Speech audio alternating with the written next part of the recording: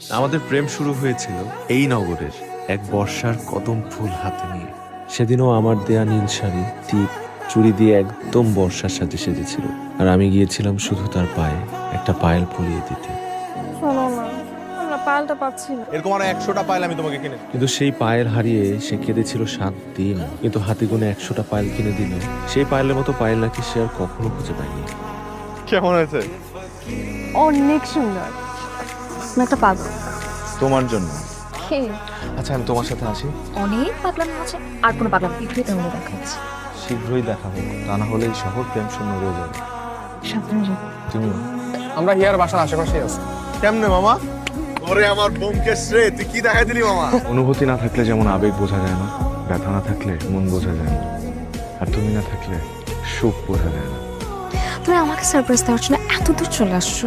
আচ্ছা, তুমি আমার বাসা কিভাবে চিনলা?